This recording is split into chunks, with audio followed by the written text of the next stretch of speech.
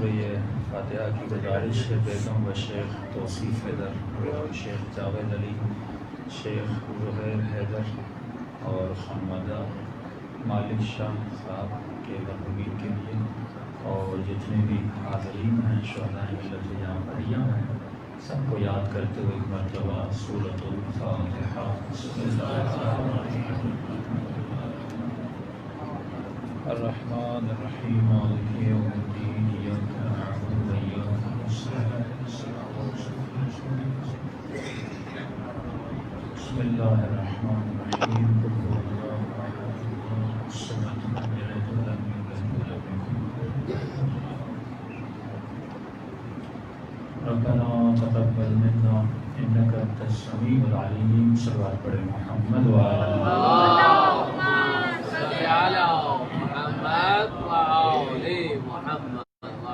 بسم اللہ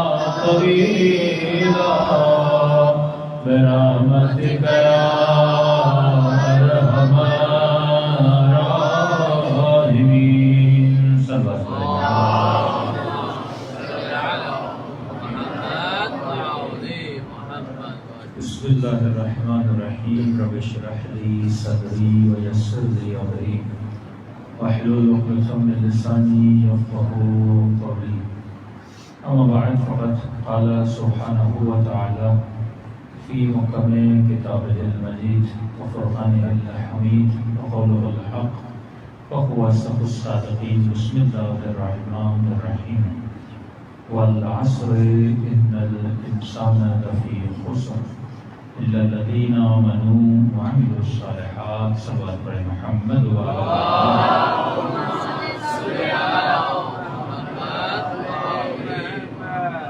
دعا ہے پروردگار عالم ہم سب کی عبادتوں کو اپنی بارگاہ میں قبول فرما دے، اور جس مقصد زندگی اور حیات کی وجہ سے یہ مجالس رکھی جاتی ہیں ان مقاصد میں بھی ہم سب کو کامیابیاں عطا فرما دے۔ اسلامی تہذیب یا تہذیب اسلامی کے عنوان سے کل آپ نے ایک مجلس سنی کہ اللہ نے تہذیب میں ڈھالنا ہے، زندگی کرنا کمال نہیں ہے، پیدا ہوئے اس میں آپ کا اختیار نہیں تھا، اس نے پیدا کیا، اور یہ بھی نہیں کہ آپ کہیں کہ میں جینا نہیں چاہتا، جینا بھی ہے، حرام ہے۔ کتنے بھی مصائب ہوں، مصیبتیں ہوں، پریشانیاں ہوں، ان سانسوں کو روکنا میرے بس میں نہیں ہے، اگر روک سکوں گی تو حرام ہے۔ ان سانسوں کو، دلوں کی دھڑکن کو روکنا صرف اختیار پروردگار عالم کو ہے۔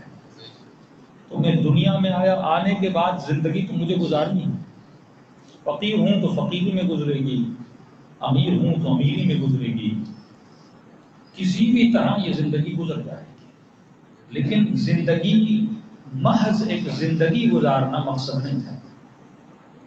اس طرح تو مکھی کو بنایا، مچھر کو بنایا، بھینس ہے، بیل ہے، گدھا ہے، گھوڑے ہیں، زندگی وہ بھی گزار رہے ہیں، لیکن اگر کسی راستے پہ کسی کتے کو مرا ہوا دیکھو تو یہ شرعی حکم نہیں ہے تو اسے دفن کرو۔ ہزاروں مکھیوں کو مرا ہوا دیکھو، یہ نہیں کہا گیا کہ مکھیوں کو عزت اور احترام سے اٹھاؤ اور دفن کرو۔ پھر اس انسان کی اتنی عزت کیوں ہے؟ جب یہ مر جاتا ہے تو واجب کفائی ہے کہ انسان اسے غسل دو، اسے کفن دو، عزت کے ساتھ اٹھاؤ اور اسے دفن کرو۔ سوال تو کرنا چاہیے، خدا زندگی تو اس نے بھی گزاری، زندگی میں نے بھی گزاری، حالانکہ جو حیوان ہے وہ گناہ بھی نہیں کرتا، جب کہ یہ وجود گناہ بھی کرتا ہے، یہ تیری نافرمانی بھی کرتا ہے، اس وجود کی اتنی عزت کیوں ہے؟ آواز آئے گی نفخت من روحی، اس وجود میں نفخ الہی ہے، اس وجود میں صفات الہیہ ہے۔ شیر کے دل میں رحم نہیں ہے، پر تیرے دل میں نے رحم ڈالا۔ دیکھیے کھانا کھانا، اگر کسی کو کھانے میں مزہ آئے یہ شہوت ہے، اگر کسی کو کھانا کھانے میں مزہ آ رہا ہے یہ شہوت ہے، لیکن اگر کسی کو علی کی طرح کھلانے میں مزہ آئے یہ فطرت الہی ہے کہ تجھے دیکھنا ہے تجھے مزہ کس چیز میں آتا ہے۔ کھانا کھاتے ہوئے تو بکری کو مزہ آتا ہے، کھانا کھاتے ہوئے تو شیر کو مزہ آتا ہے، کھانا کھاتے ہوئے تو گدھے کو بھی مزہ آتا ہے، لیکن یہ جو کھانا کھاتے ہو، میں نے آپ کو اپنے گھر میں دعوت دی، بہترین بریانی بنا کے کھلائی، 2 ہفتے کے بعد پوچھوں گا بریانی کیسی تھی، بھول جاؤ گے، ذائقہ کیسا تھا بھول جاؤ گے۔ لیکن اگر غریب کی مدد کرو، اگر کھلا کر لذت لو، اگر کسی مسکین کو کپڑے پہنا کر لذت لو، یہ لذت اتنی ہے کہ خدا سورہ حیاتہ کو بھی اتار دیتا ہے۔ اس لذت کو اللہ نے بقا دیا ہے، لذت ایک عجیب لذت ہے، یہ روحانی لذت ہے۔ اب سمجھ میں آتا ہے کہ خدا میں مزہ آتا ہے، اسے بندوں کو عطا کر کے مزہ آتا ہے۔ کیوں؟ کیونکہ تمہارے وجود میں الہی صفات ہیں، جس کو کہا فطرت اللہ، ہر انسان الہی فطرت لے کر پیدا ہوتا ہے۔ جب تم ماں کی گود میں آتا ہے تیری فطرت معصوم تھی، تجھے سچ بولنا اچھا لگتا ہے۔ یہ باپ ہے جو بچے کی فطرت کو مس کرتا ہے کہ دروازے پر کوئی قرضی آیا کہ بابا فلاں شخص آیا ہے، باپ نے کہا کہہ دو بابا سو رہے ہیں۔ بچہ اپنی معصومیت کو لے کر دروازے پہ جاتا ہے، ہاں بھائی ابا ہیں گھر پہ، کہ نہیں ابا کہہ رہے میں سو رہا ہوں۔ تو باپ بچے کو ڈانٹتا ہے، یہ کیوں کہا کہ ابا کہہ رہے ہیں؟ اس کو پتہ ہی نہیں جھوٹ کیا ہوتا ہے، اس کے وجود میں صدق کی صفت ہے، سچائی کی صفت ہے۔ تو انسان جب میں نے تجھے پیدا کیا، میں نے تجھے بہترین فطرت دی۔ علماء فرماتے ہیں جب خدا نے آدم کا پتلا بنایا، صدیوں تک، 1000 سال تک آدم کا پتلا پڑا رہا، لیکن کسی ملک نے آدم کو سجدہ نہیں کیا۔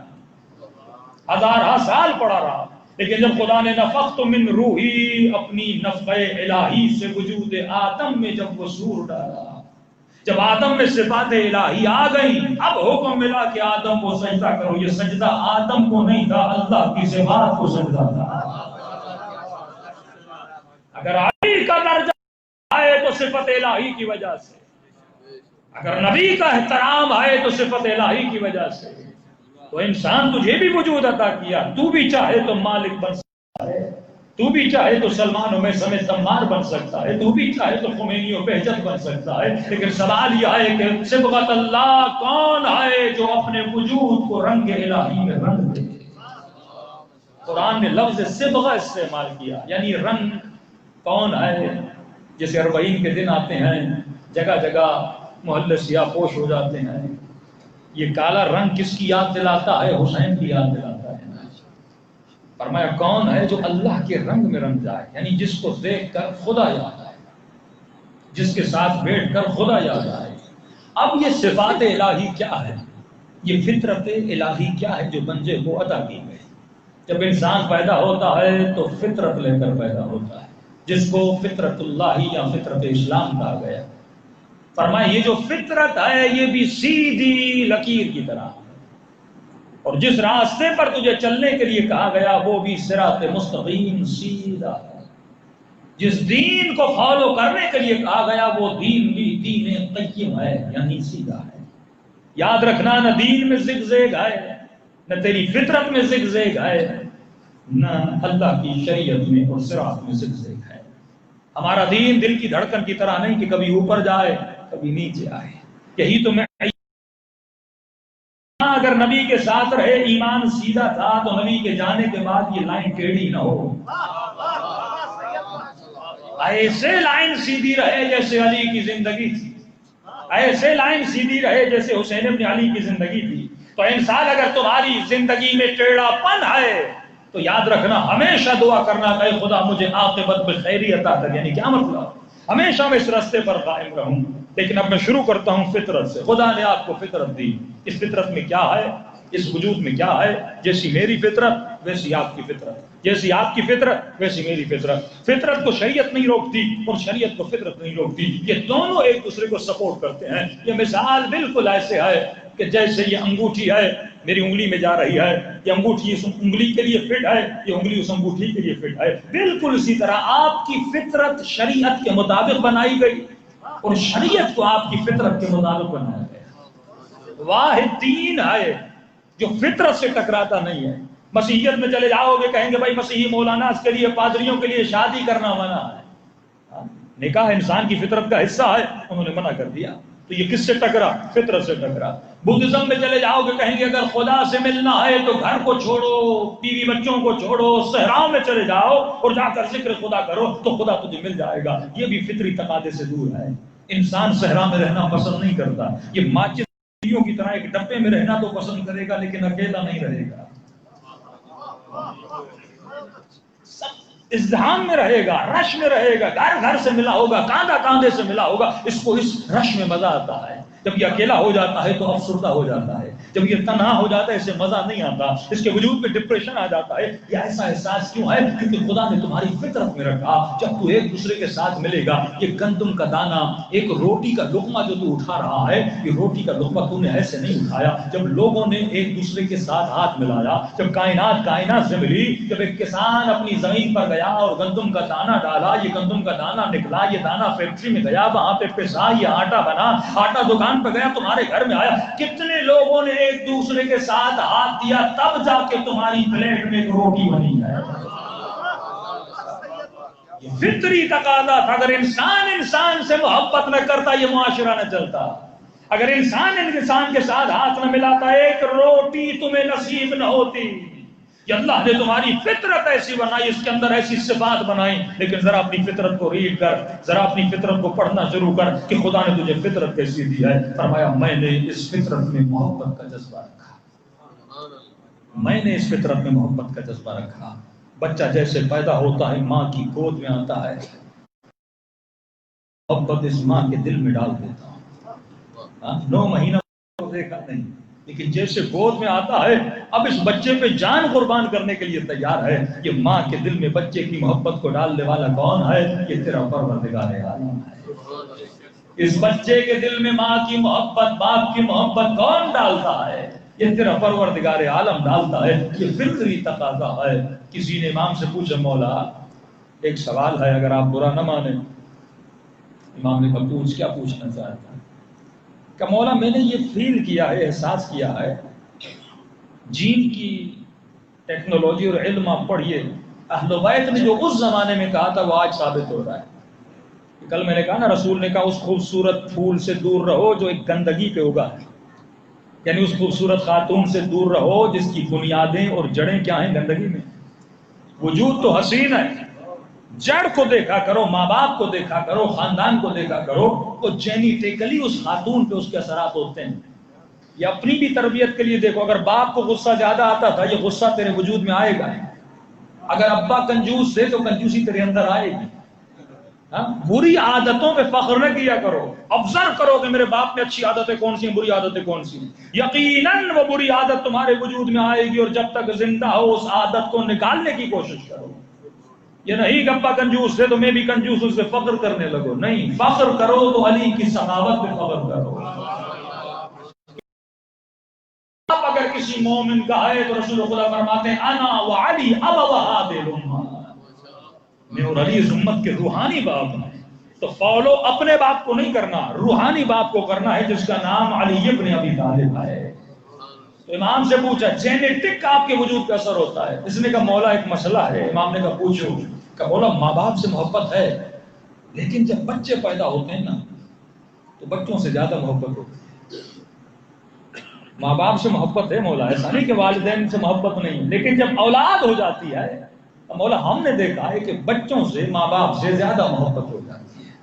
یہ اولاد مجھے زیادہ عزیز ہے. امام نے فرمایا اس میں تیرا قصور نہیں، یہ تیری فطرت کا اثر ہے.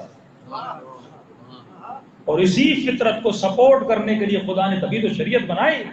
کہ مولا کیا مطلب؟ کہا یہ جناب آدم کا اثر ہے تیرے اوپر. کہ وہ کیسے ہے؟ کہ آدم کو اللہ نے بچے دیے تو بچوں کی محبت تھی لیکن اس کے ماں باپ تھے ہی نہیں. تو ماں باپ کی محبت کے جینز تیرے اندر نہیں، بچوں کی محبت کے جینز ہیں. کیونکہ آدم اور حوا دونوں کے پاس نہ باپ تھا نہ ماں تھی. لہذا جب والدین ہے ہی نہیں تو آدم کو کیا پتا والد کی محبت کیا ہوتی ہے، بی بی حوا کو کیا پتا کہ ماں کی محبت کیا ہوتی ہے. ان کو یہ پتا تھا کہ اولاد کی محبت کیا ہوتی ہے. والدین، کیونکہ اللہ نے والدین دیے ہی نہیں تھے. فرمایا جب تمہارے وجود میں وہ جین اور آدم کا اثر ہے کہ تو اپنے بچوں سے محبت کرتا ہے لیکن والدین سے اتنی محبت نہیں ہوتی، اب خدا نے والد کی محبت کو تیرے وجود میں ڈالنے کے لیے شریعت کا سہارا لیا کہ لا تقولوا لهما اف، کبھی ماں باپ کو اف تک نہ کہنا. اگر شریعت نہ ہوتی، کیوں انگریز اپنے والدین کا احترام نہیں کرتے؟ کیونکہ شریعت کا سہارا نہیں ہے. بچوں سے محبت ہے لیکن والدین کو پھینک دیا جاتا ہے وہاں پر جہاں پہ والدین اکیلے رہتے ہیں. کیوں انگریز سوسائٹی میں اولڈ ہاؤسز بہت زیادہ ہیں جہاں پہ والدین کو، کیونکہ وہاں فطرت نہیں ہے. اے انسان میں نے تمہاری فطرت بنائی، اے انسان میں نے پوری کائنات کو تیری خدمت کے لیے بنایا. وَسَخَّرَ لَكُم مَّا فِي السَّمَاوَاتِ وَمَا فِي الْأَرْضِ. یہ چاند کس کی خدمت میں؟ تیری خدمت میں. یہ سورج کس کی خدمت میں؟ تیری خدمت میں. یہ پانی کس کی خدمت میں؟ تیری خدمت میں. یہ حیوان تجھ سے زیادہ 2 گنا بڑا ہے، گھوڑا بڑا ہے، بھینس بڑی ہے، لیکن ایک چھوٹے بچے سی طرح تمہاری اطاعت کرتی ہوئی پیچھے آتی ہے. تبھی تمہاری نافرمانی نہیں کرتی کیونکہ اسے میں نے تمہاری خدمت کے لیے بنایا. لیکن انسان جب عقل سے ہاتھ دھو لیتا ہے، جب انسان شریعت سے دور ہو جاتا ہے تو فرمایا جس کو میں نے اس کی خدمت کے لیے بنایا تھا یہ اسی کی خدمت میں لگ جاتا ہے. کتا تیری خدمت کے لیے تھا پر تو کتے کا خادم بن گیا. شیمپو کتے کے لیے، ٹاول کتے کے لیے، بستر کتے کے لیے. جس کو میں نے تیری خدمت کے لیے بنایا تھا تو اس کا خادم بن گیا. تو جو علی کی خادمیت سے نکل جاتا ہے وہ کتے کا خادم بن جاتا ہے.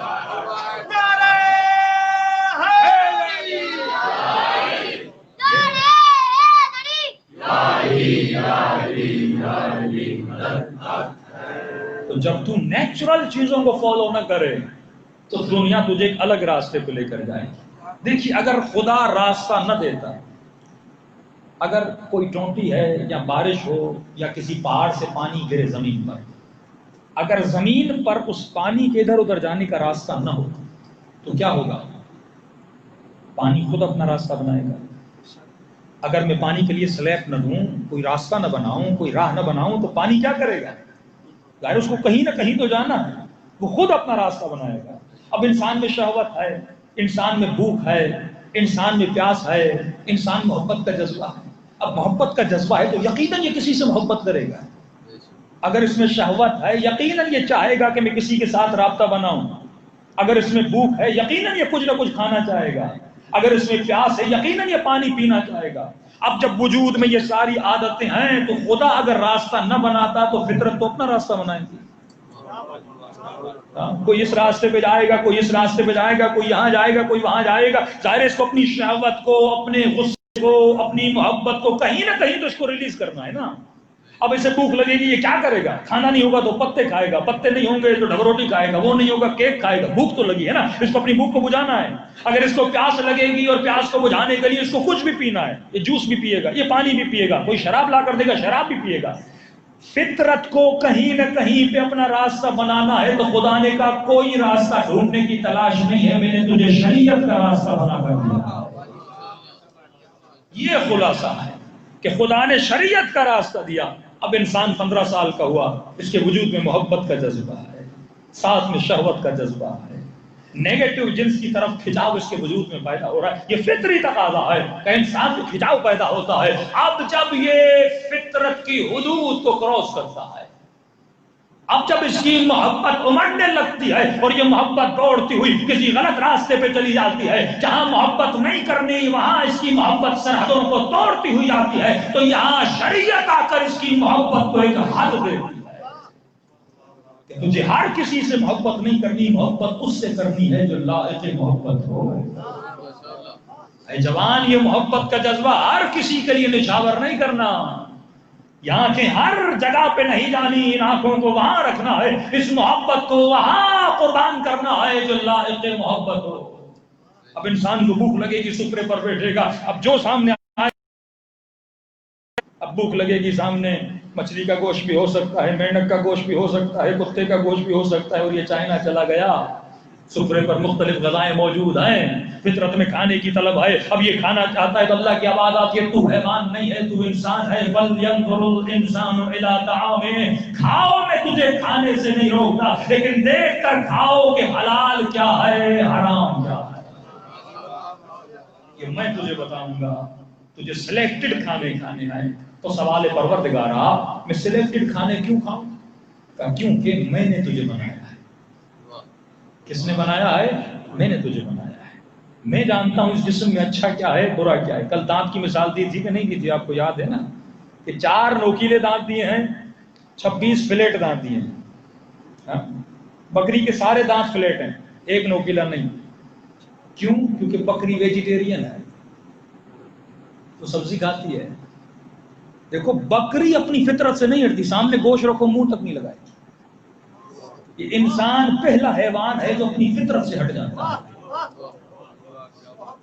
بکری اپنی فطرت سے نہیں ہٹتی، شیر کو گھاس دو وہ گھاس نہیں کھاتا۔ کیوں؟ کیونکہ اللہ تمہارے وجود میں کوئی بھی چیز ایکسٹرا نہیں ڈالتا۔ کوئی کہے کہ مولانا اللہ نے 2 کڈنیز دی ہیں، کڈنی کسی اور کو دے دوں، اس نے 2 دی ہیں، یقیناً اس بدن کو کڈنی کی ضرورت تھی۔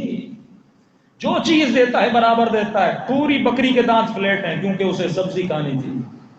شیر کو نوکیلے دانت دیے، تجھے بھی نوکیلے دانت دیے، لیکن سوال یہ ہے 4 کیوں دیے؟ 3 دیتا، 1 دیتا، 12 دیتا، کتنے دیے؟ 4 دیے۔ نہیں اللہ میں علی والا ہوں 12 دو۔ فطرت کو عقیدوں پہ نہیں بناتا، لاجک سے بناتا ہوں۔ اللہ نے 4 تمہیں نوکیلے دانت دیے، باقی سارے فلیٹ دانت دیے۔ فلیٹ دانت ہیں سبزی کے لیے، نوکیلے دانت ہیں گوشت کے لیے۔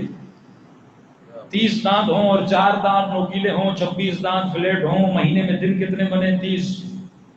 تو مہینے میں کتنی بار گوشت کھانا ہے؟ 4 بار۔ کتنی بار سبزی کھانی ہے؟ 26 بار۔ اب اگر جسم کو صحت دینا چاہتے ہو تو فطرت کے مطابق چلو۔ کولیسٹرول ہوگا نہ بیماری ہوگی، لیکن بندہ جہاں گوشت دیکھے اور اس گوشت پہ ٹوٹ پڑے، امام فرماتے ہیں یہ ٹوٹنے والے لوگ، تاریخ نماز پڑھنے میں مولا آپ کے پیچھے مزہ آتا ہے، اچھا کھانے کھانے میں وہ شام امیر شام کا سفرہ بڑا اچھا ہے، امام فرماتے ہیں 50-50 شیعہ مجھے نہیں چاہیے کہ سفرہ اس کا پسند ہے اور نماز علی کی پسند ہے، یہ کیسا شیعہ ہے؟ چلو تو فطرت کے مطابق کو بھی صحت ملے گی۔ جب جسم تکلیف میں اور بیماری میں ہوتا ہے تو نماز میں مزہ نہیں آتا، جب جسم صحت مند ہوتا ہے تو نماز میں مزہ آتا ہے، مجلس میں بیٹھنے بھی مزہ آتا ہے، کیونکہ جسم اور روح کا گہرا تعلق ہے۔ تو انسان میں نے تمہاری فطرت کو ایسے بنایا جس فطرت تمہارے جسم کو بھی بچائے، تمہارے روح کو بھی بچائے، تبھی تم دعا کرتے ہو کہ ربنا آتنا فی الدنیا حسنہ وفی الآخرۃ حسنہ، اے خدا دنیا بھی حسین بنا، آخرت بھی حسین بنا۔ صلوات پڑھے محمد و آل محمد۔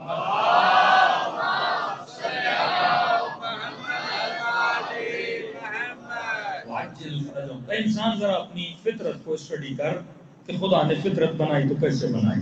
ہاں اس میں جذبات ہیں، اس میں محبت ہے، اس میں نفرت ہے، دل دیا ہے، حسد بھی تمہاری فطرت میں ہے، ہر چیز اپنی جگہ پر ہے۔ اگر اس کو اپنی جگہ سے ہٹائے گا، جیسے خواتین نے نعرہ بلند کیا ایکوالٹی کا نعرہ، کیوں بھائی عورت کو کمزور کہتے ہو اور مرد کو مضبوط کہتے ہو؟ فرمایا میں نے تمہاری فطرت میں کمزوری رکھی ہے اور مرد کی فطرت میں طاقت رکھی ہے۔ تب مولا فرماتے ہیں مرد کے لیے بہتر یہ ہے کہ مرد بہادر رہے، اور عورت کی بہتری میں ہے کہ عورت کمزور رہے۔ عورت کی فطرت میں ہے کہ عورت بزدل رہے، مرد کی فطرت میں ہے مرد بہادر رہے، فطرت کو بچاتی ہے۔ لیکن کوئی خاتون کو نہیں بہادر ہوں، چور سے بھی میں لڑوں گی، فوج میں بھی میں جاؤں گی، تو فطرت کو تباہ و برباد کر دے گی۔ اور کئی ایسے شوہر میں نے دیکھے جو بیویوں کو ڈانٹتے ہیں، بھائی تم اتنی ڈرپو گلی والی اور کاکروچ سے ڈرتی ہو، چٹکلی سے ڈرتی ہو، چوہے سے ڈرتی ہو۔ بھائی ڈرنا اس کی فطرت میں ہے، یہ اس کی فطرت میں اللہ نے رکھا ہے کہ یہ ہر چھوٹی چیز سے ڈرے۔ تم کبھی بھی اس کی فطرت کو ختم نہیں کر سکتے۔ کئی میں نے دیکھا والدین بیٹیوں کو ڈانٹتے ہیں، بیٹا یہ کوئی ڈرنے کی چیز ہے، اب اسے بہادر بنا دیتے ہیں۔ اور جب عورت بہادری کا مظاہرہ کر کے اور اکیلی جب روڈوں پہ نکل جاتی ہے، پھر اسلام آباد جیسے واقعات بھی ہو جاتے ہیں۔ جب یہ واقعہ ہوتا ہے، یہ کیوں ہوتا ہے؟ کیونکہ جب میں اپنی فطرت سے ہٹ جاتا ہوں، تمہارا وجود حساس وجود ہے، تمہارا وجود کوالٹی والا وجود ہے۔ تبھی جب سیدہ سے پوچھا گیا بی بی وہ کون سا مقام ہے کہ جب عورت سب سے زیادہ خدا کے قریب ہوتی، بی بی نے فرمایا جب وہ اپنے گھر کے اندر ہوتی ہے۔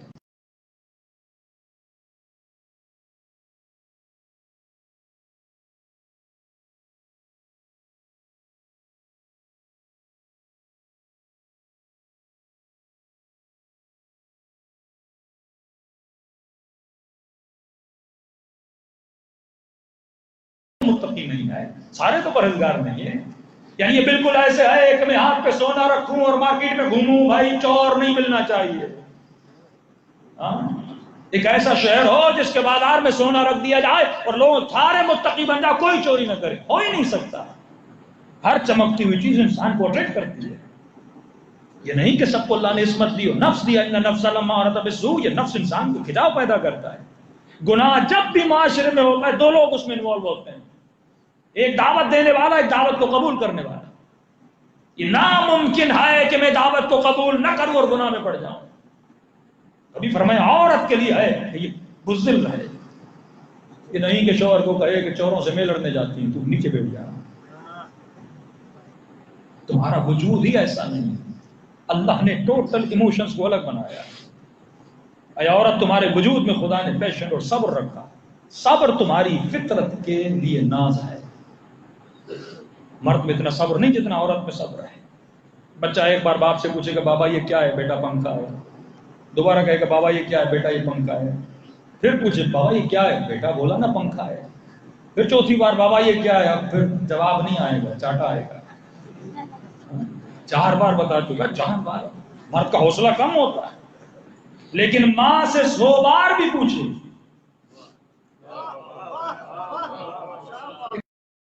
اللہ نے اسے صبر دیا. کیوں دیا؟ کیونکہ اس عورت کو ایک ایسا بچہ پالنا تھا جو معاشرے میں اکبر بنے. عباس اگر عباس ہے، یہ عباس کا کمال نہیں، ام المنین کا کمال ہے. علی اکبر اگر علی اکبر ہے، یہ اکبر کا کمال نہیں، اس کی ماں کی گود کا اثر ہے. ابھی جناب فرماتی تھی میرے لال میدان میں جانا ایسا نہ ہو لوٹ کے آ جائے دنیا کہے اس کی ماں کے دودھ کا اثر ہے. یہ ماؤں کی گودیں ہوتی ہیں جو بچوں کو پالتی ہیں، تربیت دیتی ہیں. یہ مائیں ہوتی ہیں جو بچوں کو بہادر بناتی ہیں. یہ مائیں ہوتی ہیں اور ماں کی گود ہوتی ہے جو بچوں کو عصمت سکھاتی ہے اور حیا سکھاتی ہے. تو خاتون اپنی ڈیوٹی کو پہچان، اے جوان اپنی ڈیوٹی کو پہچان. تمہاری ڈیوٹی اور ہے. تمہارے اوپر خدا نے نفقے کو واجب کیا. تمہاری ڈیوٹی ہے کہ تو کمانے جائے اور اس خاتون کو عزت سے گھر میں بٹھا کر کھلائے. جب باپ کے گھر میں ہے تو باپ کھلائے گا، اور جب شادی ہو جائے گی تو شوہر کھلائے گا. اس کی ڈیوٹی نہیں ہے تمہارے لیے کمائے. یہ بھی فطری تقاضا ہے. خاصو فرماتے سخی بن کا مولا کیوں کہ جو ہاتھ دینے والا ہوتا ہے وہ ہمیشہ حاکم رہتا ہے. جو ہاتھ دینے والا ہوتا ہے وہ ہمیشہ حاکم رہتا ہے. جو لیتا رہتا ہے وہ ہمیشہ غلام رہتا ہے. چھوٹی سی مثال دوں برا نہ مانے تو.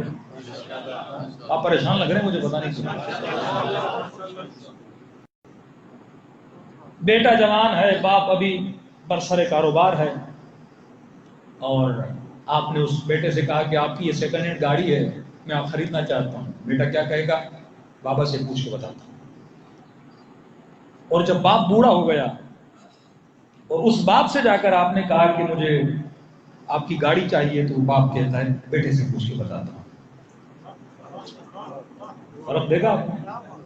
جب بیٹا نوجوان تھا، جب تک باپ کا کھا رہا تھا کہہ رہا تھا بابا سے پوچھ کے بتاتا ہوں.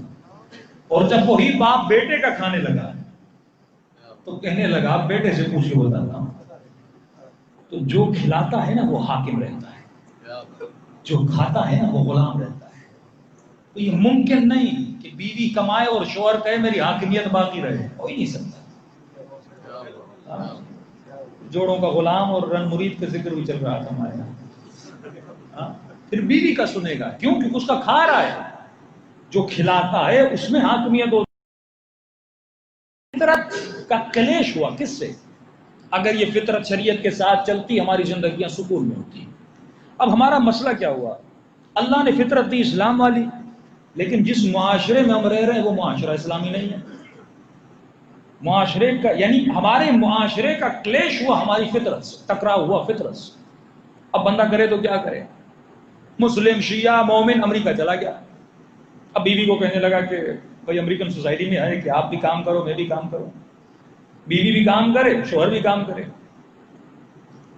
کہا ٹھیک ہے، اگر امریکہ کا کلچر یہ ہے تو میں کام کرنے کے لیے تیار.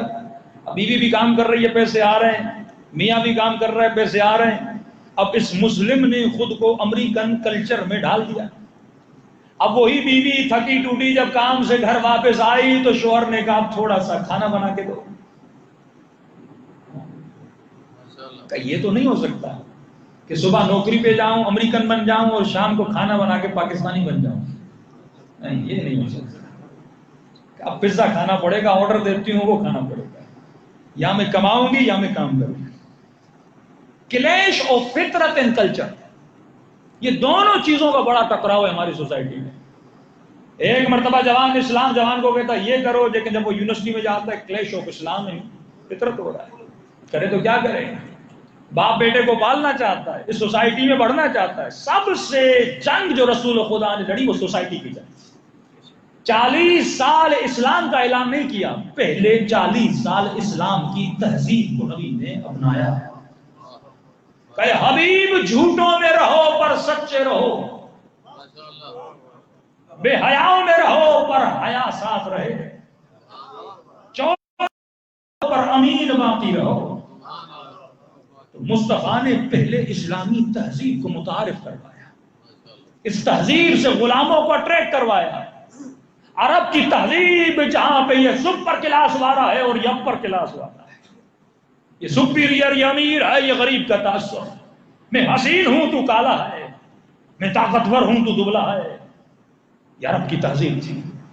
کہ ہم اپنے قبائل کی تہذیبوں کو فالو کریں گے، اسلام کو فالو نہیں کریں گے۔ تو رسول کا سب سے بڑا کلیش تھا وہ عرب کی ثقافت سے تھا۔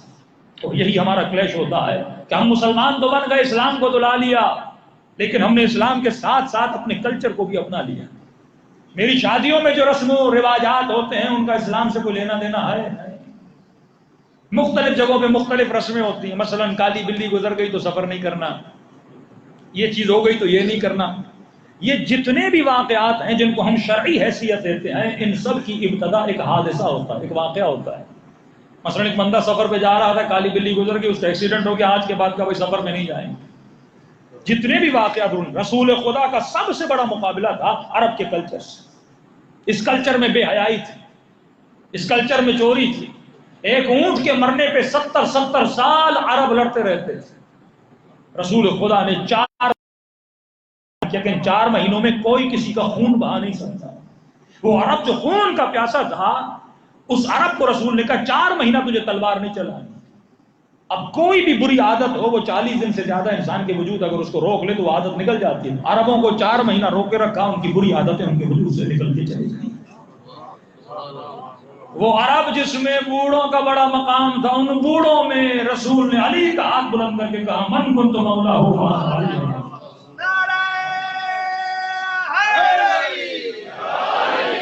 دشمنی جو علی سے بنی، دشمنی جو علی ابن ابی طالب سے بنی، یہی دشمنی تھی۔ جب عمر نے ابن عباس سے پوچھا کہ ابن عباس، لوگوں نے علی کو خلیفہ کیوں نہیں بنایا؟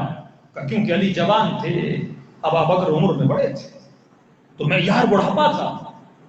رسول کے جانے کے بعد عرب پھر سے مصطفیٰ کے نظام کو چھوڑ کر اپنے عربی قانون پہ چلا گئے۔ وہ جو اخلاق مصطفیٰ تھا وہ نہ رہا۔ اخلاق مصطفیٰ کیا تھا؟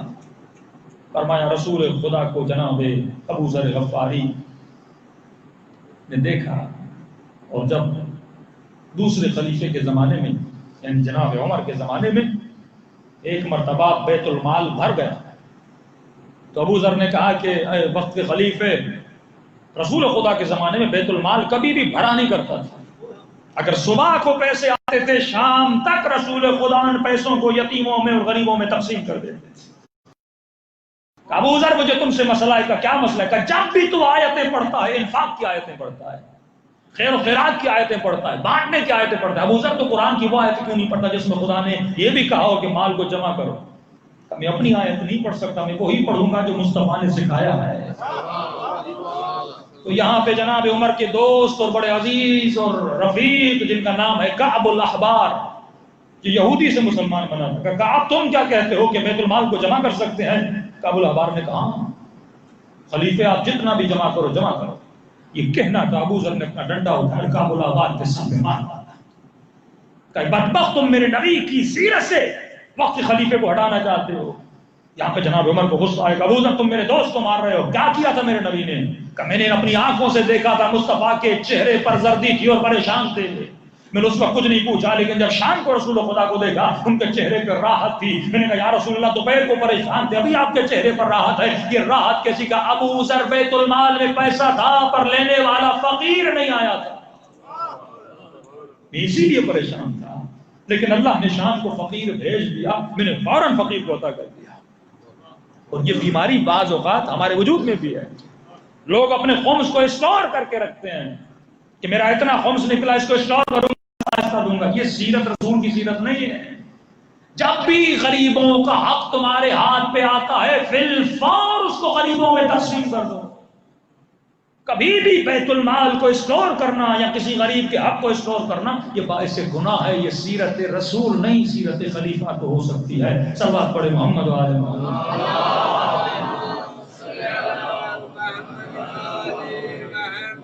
فرمایا انسان اگر تو کھلی زمین پہ سو جائے، کوئی انسان کہے کہ میں زمین پہ سو جاؤں گا اور کوئی چور مجھے لوٹنے نہ آئے، فرمایا یہ ممکن نہیں ہے۔ اگر رات کو سکون سے سونا چاہتے ہو تو اس زمین کو 4 دیواری دینی پڑے گی، اس زمین کو دروازہ دینا پڑے گا، جب تک دروازہ نہیں دو گے رات کو سکون سے نیند نہیں آئے گی۔ فرمایا بالکل اسی طرح اگر اس فطرت میں سکون چاہتے ہو تو فطرت کی زمین کو شریعت کی دیواروں سے ڈھالنا ہوگا۔ اے جوان اگر شریعت سے دور ہٹ گئے اور آج یہی معاشرہ ہے جو انسان کو شریعت سے ہٹانا چاہتا ہے۔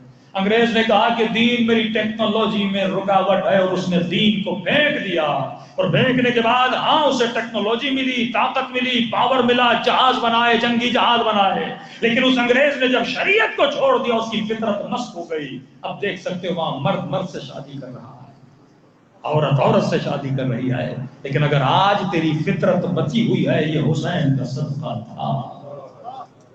یہی تو جنگ کربلا تھی کہ حسین شریعت کو بچانا چاہتے تھے۔ زندگی تو انسان ویسے کر لیتا ہے، لیکن اگر شریعت پامال ہو گئی انسان کی فطرت مسخ ہو جائے گی، اور اگر فطرت مسخ ہو جائے گی یہ کبھی بھی اللہ کے دین پہ چلنے کی قابلیت پیدا نہیں کرے گا۔ یزید شریعت کو پامال کرنے آیا تھا، جسے محارم کے رشتوں کی قدر نہیں تھی، جسے یہ نہیں پتا تھا کہ حلال کیا ہوتا ہے حرام کیا ہوتا ہے۔ تو انسان حسین نے خون دیا، تو خون کسی عظیم مقصد کے لیے دیا تاکہ تیری فطرت بچ جائے، اور جب فطرت بچ جاتی ہے تو انسان کا دین بھی بچ جاتا ہے۔ صلوات پڑھے محمد و آل محمد۔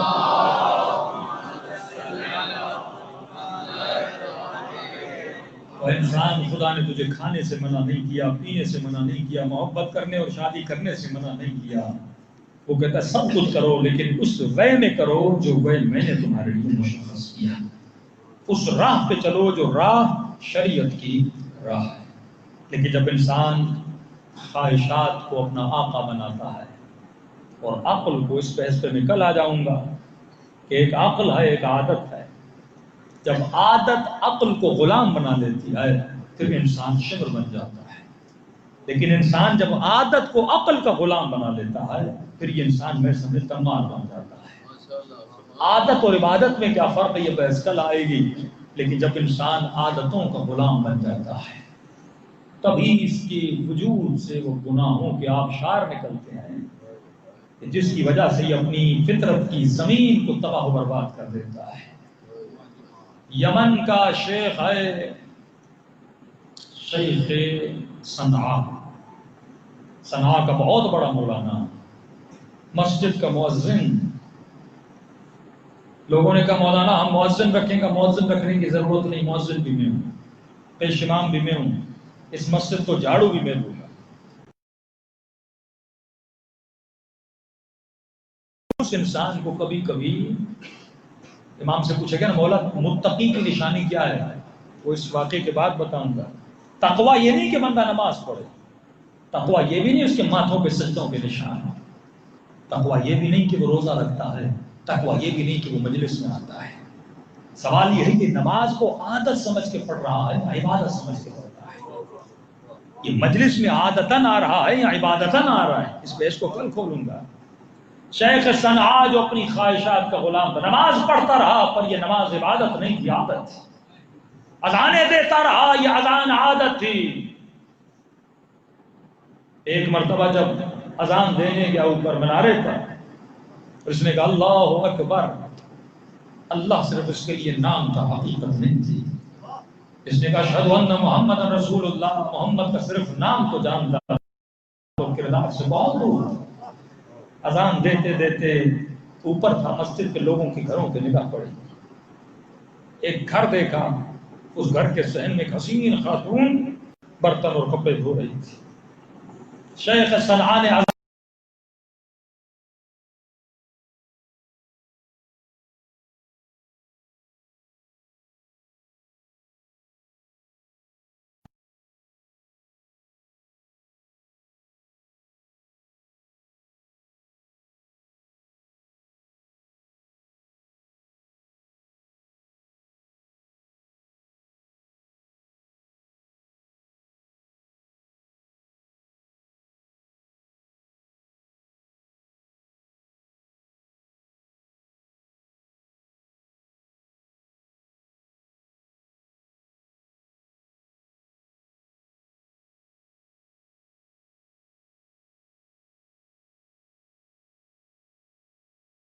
میسج کرتے مولانا فلاں خاتون سے محبت ہو گئی، پیار ہو گیا ہے، ہاں بھائی رشتہ لے کر جاؤ، شادی کرو۔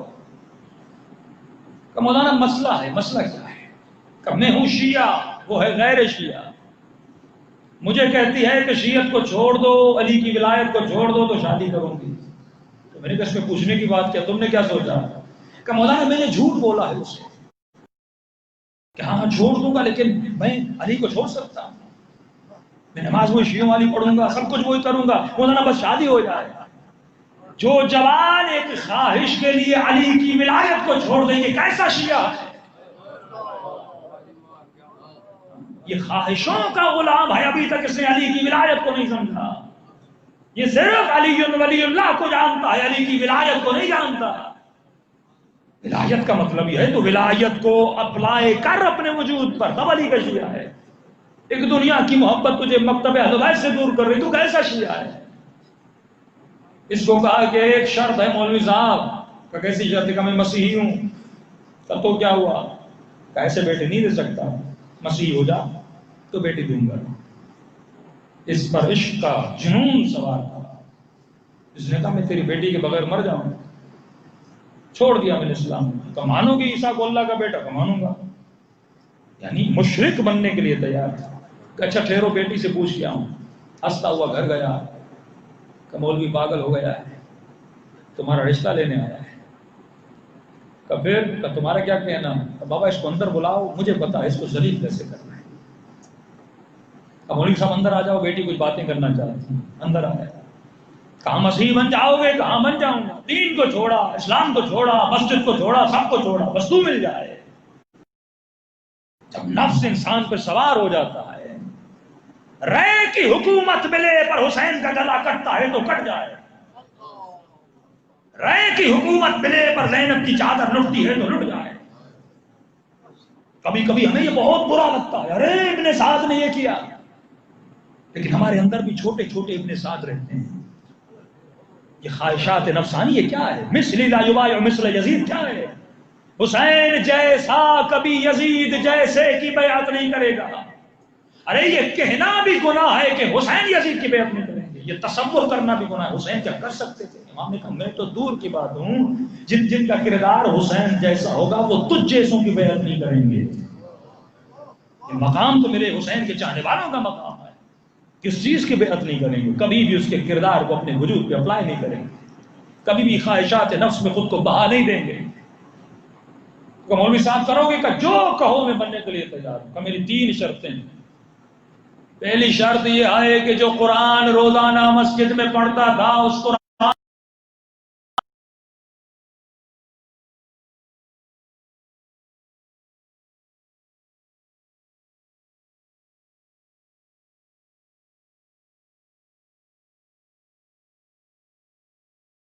میں حرام ہے۔ اب دیکھیے کہاں سے ہٹ رہا ہے، شریعت سے ہٹ رہا ہے۔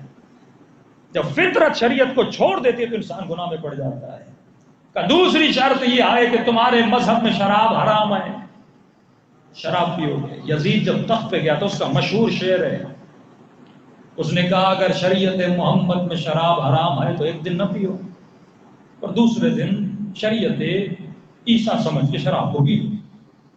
یعنی آج محمد کی شریعت اور کل مسیحیت کی شریعت۔ کہا تمہارے مکتب میں شراب حرام ہے تو شراب پی۔ اس نے کہا جام شراب لاؤ، شراب بھی پینے کے لیے تیار، اس نے شراب بھی پی نہیں۔ کہ تمہارے مکتب میں سور اور خنزیر کا گوشت کھانا حرام ہے، میرے ساتھ بیٹھ کے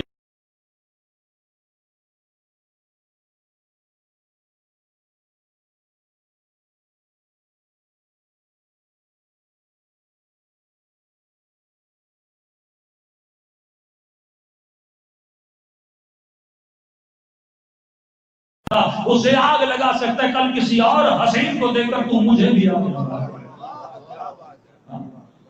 اولہ نطفہ وآخرہ جیفہ، جس انسان کی ابتدا ایک نجس نطفہ اور اس کی انتہا ایک سڑا ہوا گوشت اور بیچ میں امڑتی ہوئی خواہشیں اور تمنائیں۔ یہ بیچ کا جو پیریڈ ہے نا، ڈیٹ آف برتھ اور ڈیٹ آف ایکسپائری، اس کے بیچ میں تم نے کیا کیا؟ اللہ کہتا ہے میں اس چیز کو خریدنا چاہتا ہوں اگر تم نے پھونک پھونک کے قدم اٹھائے اور زندگی اس تہذیب اور شریعت کے مطابق گزاری۔ آج یہ بڑا نقطہ، حساس نقطہ ہے، کیوں عوام الناس کو علماء سے دور کیا جا رہا ہے؟ کبھی آپ سوچئے کیوں آپ کو اجتہاد سے، مرکز سے، علماء سے دور؟ کیونکہ جب بندہ عالم سے دور ہوگا تو شریعت سے دور ہوگا۔ ایسا ہے کہ نہیں ہے؟ جب یہ حوزے سے، مدرسے سے، علماء سے دور ہوگا تو شریعت سے دور ہوگا، اور جب شریعت سے دور ہوگا تو کہاں جائے گا؟ اور آپ کا کلچر کون سا؟ سیکولر کلچر، بے دینی کا کلچر، بے حیائی کا کلچر، جہاں مغرب کی ہوائیں چلتی ہیں تو خواتین کی چادریں اڑتی جاتی ہیں، وہ کلچر جو انسان کی فطرت کو تباہ اور برباد کرتا ہوا جاتا ہے۔ اب جب تم شریعت کا سہارا چھوڑو گے تو کلچر تمہیں تباہ کر دے گا۔ اسی لیے خدا نے کہا کہ مختلف زمانوں میں مختلف کلچر آئیں گے، لیکن علی والا اگر شریعت کے دامن کو پکڑ کے چلے گا کبھی بھی اس کی فطرت تباہ و برباد نہیں ہوگی۔ اسی لیے ہر مومن کے گھر میں توضیح المسائل ہونا چاہیے تاکہ تجھے پتا چلے کہ شریعت نے تمہیں کیا کہا۔ ہر کسی کے گھر میں حدیث کے ساتھ تو ہے پر توضیح المسائل نہیں ہے۔ حدیث کے ساتھ بھی تب قبول ہوتی ہے جب تو توضیح المسائل پڑھ کو صحیح وضو کرتا ہے۔ جوان جب شریعت سے دور ہوتا ہے 20 سال گزر جاتے ہیں، اسے یہ تک نہیں پتا غسل واجب کیا ہے، ایسے نہا کے نکل کے چلا جاتا ہے، سال ہا سال نجاست کی حالت میں حسین کی مجلس میں آتا ہے، سال ہا سال حسین کی مجلس میں آ کر ماتم کرتا ہے، جبکہ وجود اس کا نجس ہے۔ تو شریعت تیرے جسم کو پاک بناتی ہے اور فطرت تیرے روح کو پاک بناتی ہے۔ صلوات پڑھے محمد و آل محمد۔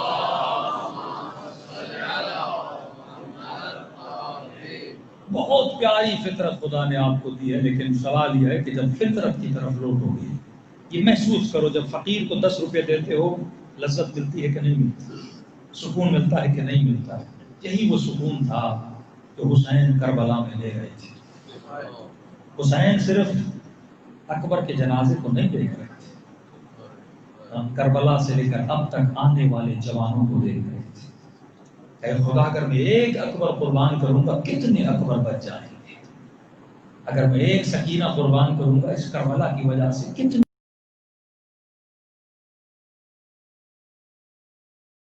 خواتین کی عزتیں اور چادریں بچ جائیں گی۔ انہوں نے سب کچھ ہمارے لیے قربان کیا، اور کیوں نہ قربان کرتے؟ کیونکہ اب حاصل امہ حقیقی روحانی والدین اگر ہمارے ہیں تو اہل بیت علیہ الصلوۃ والسلام ہے، بڑی محبت کرتے تھے اہل بیت اپنے چاہنے والوں سے۔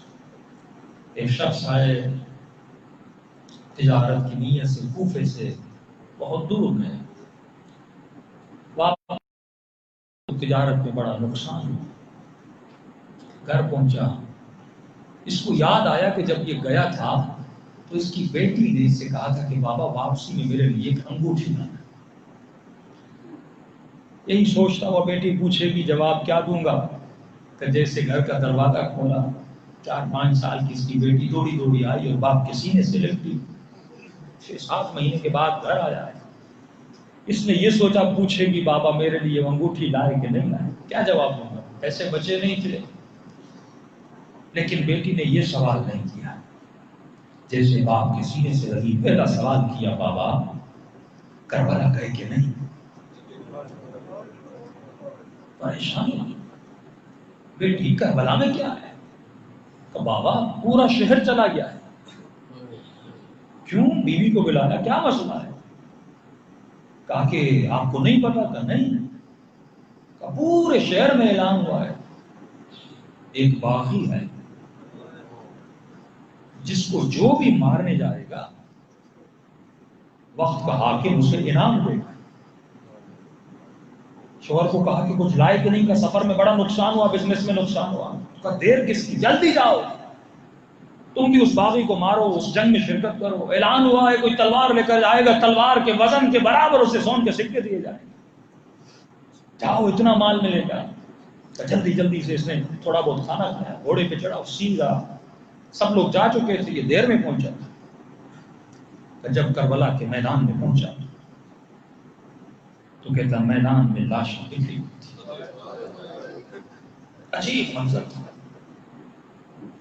میں نے دیکھا لوگوں کا ہجوم ہے، اس ہجوم کے بیچ میں ایک شخص کھڑا، کوئی تیر مارتا ہے، کوئی پتھر مارتا ہے، مارو اس باغی کو، کوئی نیزہ مارتا ہے۔ میں نے بھی جلدی جلدی سے پتھر لیا اور آگے بڑھا تھا کہ میں بھی ماروں اور مجھے بھی انعام ملے۔ لیکن فرمایا آیات لأولی الالباب، جو انسان بھیڑ بکری کی طرح اس رش میں اور اس دنیا اور معاشرے کے تلاطم میں بہتا ہوا جائے، یہ کبھی ہدایت نہیں پاتا۔ جو اس معاشرے کے برعکس اپنی زندگی بناتا، جو رسم و رواج میں خود کو گرفتار نہیں کرتا، ہر قدم اٹھانے سے پہلے یہ سوچتا ہے کیا میرا خدا راضی ہے، کیا میرا امام راضی ہے، یہ انسان ہدایت پاتا ہے. جس کی شادیاں لوگوں کی شادیوں کی طرح نہیں ہوتی، جس کے پہناوا، جس کے کپڑے، جس کا چلنا، جس کا گھومنا، جس کا پھرنا لوگوں کی طرح نہیں ہوتا، جو سوچتا ہے کہ میرے قدموں سے، میری زندگی کے گزارے ہوئے لمحوں سے میرا مولا راضی ہے کہ نہیں ہے. اور تب بنا اس نے پتھر دیا کہ اس بھیڑ میں اندر داخل ہوا، اور جیسے داخل ہوا سب اس کو پتھر مار رہے تھے، وجود تیروں سے بھرا ہوا تھا، خون بہ رہا تھا. تو میں نے جیسے پتھر مارنا چاہا اس کے چہرے پر نگاہ پڑی، چہرہ نورانی تھا، ماتھے پہ سجدے کے نشان تھے. میرا ہاتھ رک گیا، میں نے کہا یہ باقی تو نہیں ہے جس کے چہرے سے اتنا نور، جس کے ماتھے پہ سجدوں کے نشان، یہ کیسے باغی ہو سکتا ہے؟ اس نے وجود کو روک لیا، اور یہی روکنا انسانیت کی نشانی ہے، اور بہاؤ میں بہ جانا یہ حیوانیت کی نشانی ہے. روکا اور کہتا ہے چند قدم آگے بڑھا، کہیں کسی غلط آدمی کو تو پتھر نہ مارو. آگے بڑھا، میں نے کہا السلام علیکم ایھا الشیخ الکبیر، اے پیر مرد، اے بوڑھے، تجھ پر میرا اتنا کہنا تھا. اس نے کہا وعلیک السلام، تجھ پر بھی سلام ہو. اور تعجب سے کہا تو کون ہے جس نے آج حسین کو سلام کیا ہے؟ میں نے کہا کیوں، کیا مسلمان کو سلام نہیں کر سکتا؟ کہ کر سکتا ہے، پر آج مجھے کسی نے مسلمان سمجھا نہیں ہے. دیکھ نہیں رہے سارے پتھر مار رہے ہیں، کہیں پتھر مارنے والوں میں تو نے مجھے آ کے سلام کیا ہے کون تو؟ کہ کچھ بھی نہیں، پہلے آپ مجھے بتائیے کہ آپ کون ہیں. کہا کہ کلمہ کس کا پڑھتا ہے؟ کہا محمد کا. کہتے ہیں اسی نبی کا نواسا حسین. کہا سننا تھا. وجود کانپنے لگا، پتھر کو زمین پہ پھینک دیا. کہ مولا کچھ بھی پتا نہیں تھا، سفر سے آیا تھا، کسی نے کہا باغی ہے، میں بھی کچھ کمائی کے لیے یہاں پہ آیا تھا. واللہ اگر مجھے پتا ہوتا میں آپ کے دفاع کے لیے آتا. مولا اب سارے پتھر اپنے سینے پہ لوں گا، اب آپ کا دفاع کروں گا، اپنی جان کو آپ پہ قربان کروں گا. حسین نے دعا دی، اور دعا دے کر کہا جتنا جلدی ہو سکے دور ہو جا. کہ مولا جب تک اپنی جان کو قربان نہیں کرتا دور نہیں ہوں گا. کہ نہیں، تیرا نام شہداء میں نہیں، دور ہو جا، جلدی گھر جا. بیٹی انتظار کر رہی ہے، بیوی انتظار کر رہی ہے. کچھ لوگوں کو بچنا بھی چاہیے، کیونکہ تھوڑی دیر کے بعد میری ماں بہنوں کو بازاروں میں لایا جائے. جلدی جا، بندوبست کر. کہتا میں نے بڑا اصرار کیا، لیکن حکم امام تھا کہ جلدی نکل جا. کہ مولا تھوڑی دیر تو رہنے دیجیے.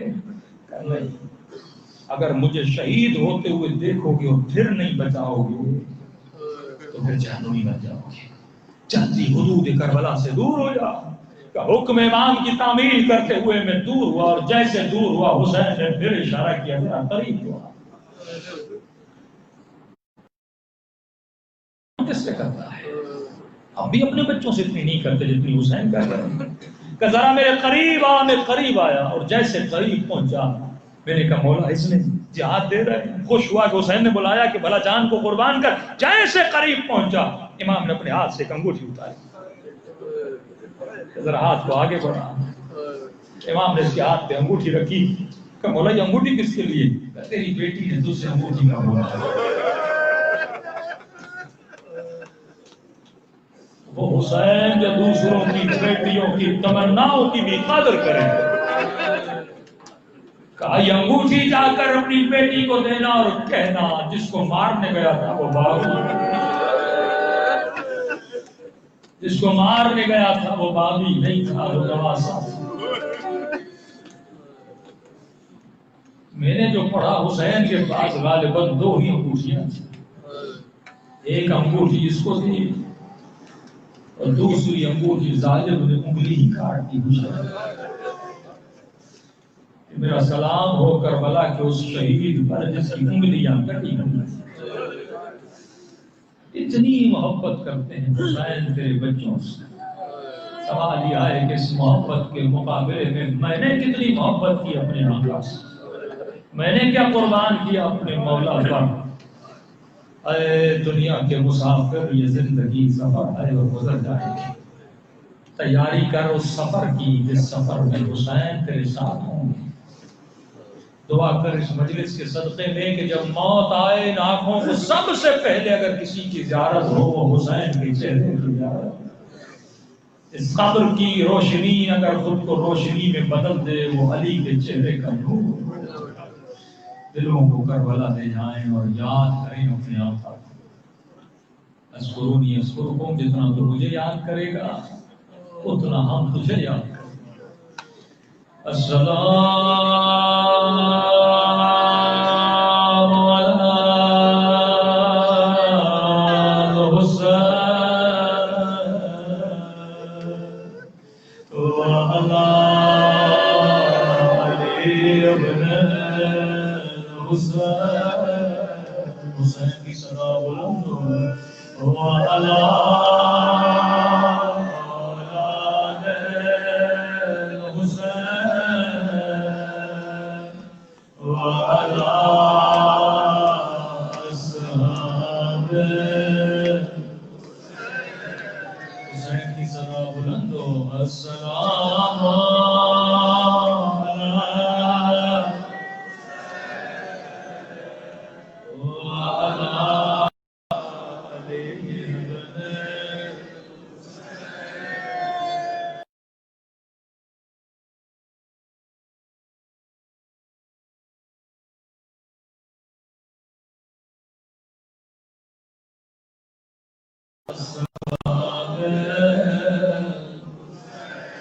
بلند آواز سے السلام علی الحسین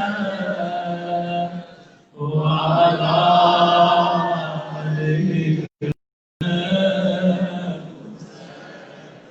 وعلی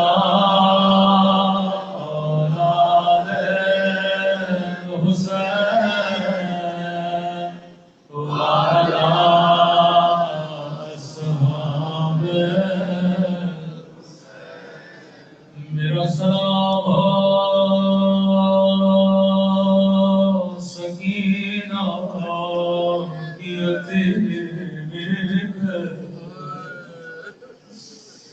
میرا سلام ہو عباس کے کٹے ہوئے بازوؤں میں، میرا سلام ہو زینب کی لٹی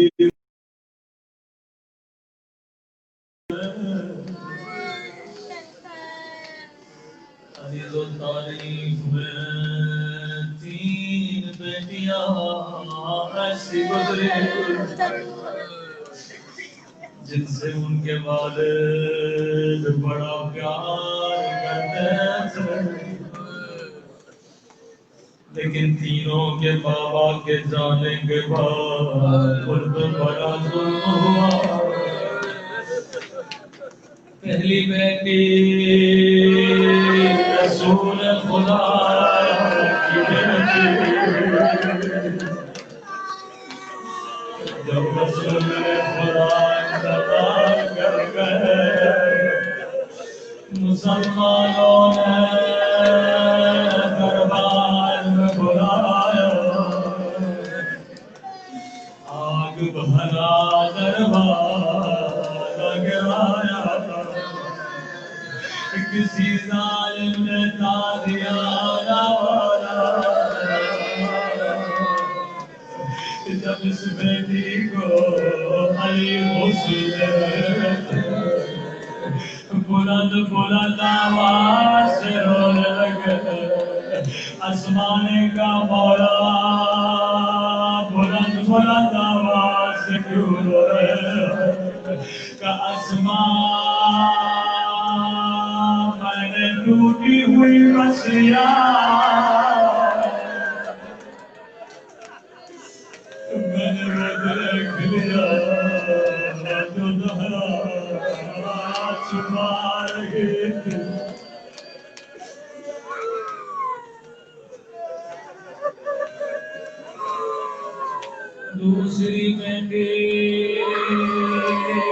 علی کی بیٹی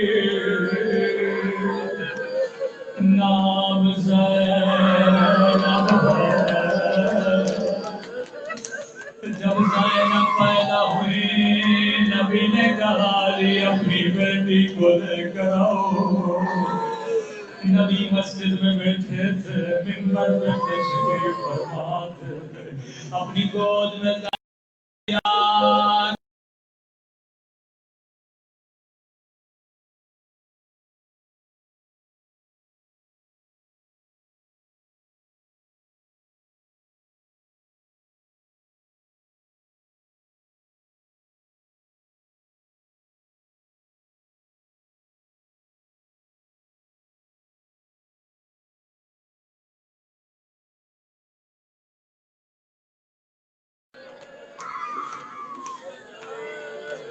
سنو گے تیسری بیٹی کون ہے؟ تیسری بیٹی کا نام سکینہ ہے۔ امام حسین فرماتے تھے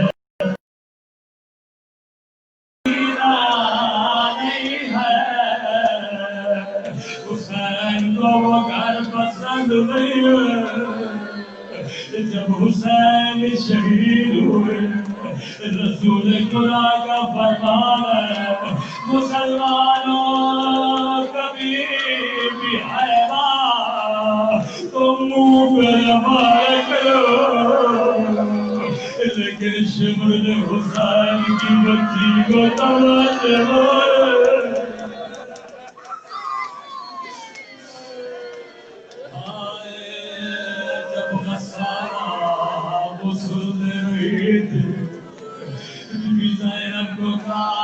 بچی کو کوئی بیماری تو نہیں تھی، 11 سالہ کیوں کا اس کے جسم پہ کالے نشان ہے۔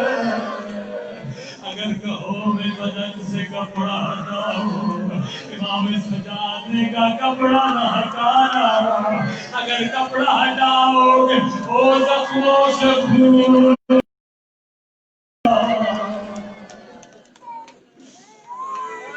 اتنا ظلم ہوا اس بچی پہ۔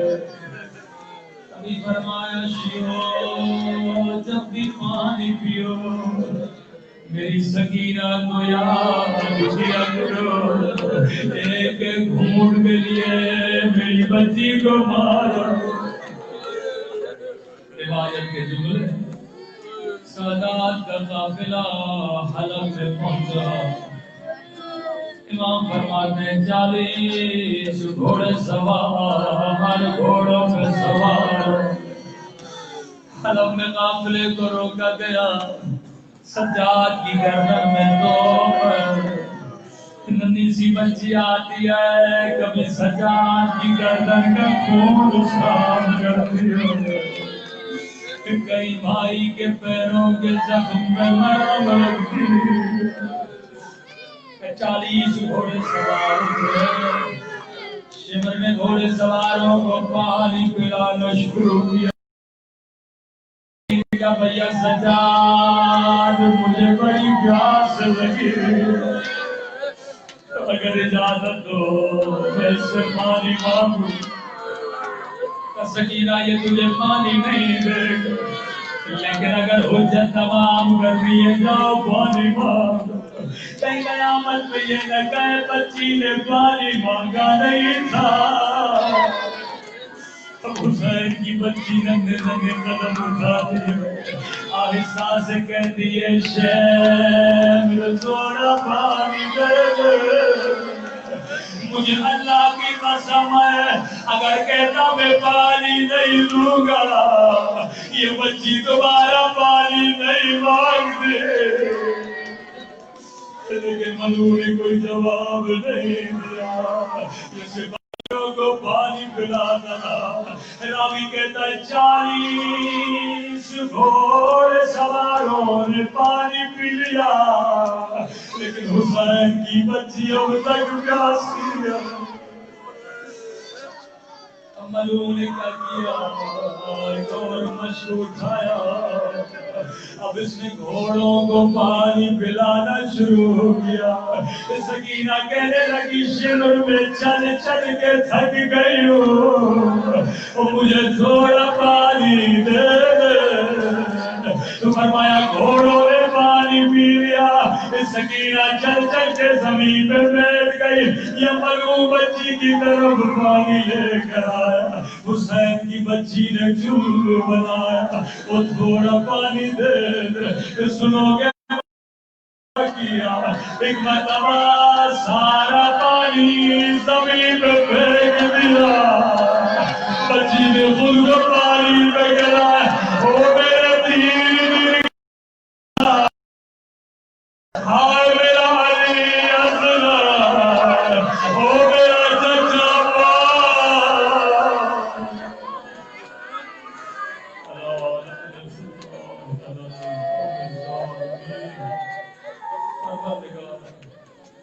یہ سکینہ کی پیاس ہم سب کے سائرہ کبیرہ گناہ معاف فرما. ہمارے والدین کے سغیرہ کبیرہ گناہ معاف فرما. ہمارے مرحومین کے درجات کو بلند فرما. ہمارے ماں اور آپ امام زمانہ ظہور فرما. حاضرین کی جتنی شرعی حاجات ہیں خدا ان کی پریشانی کو دور فرما.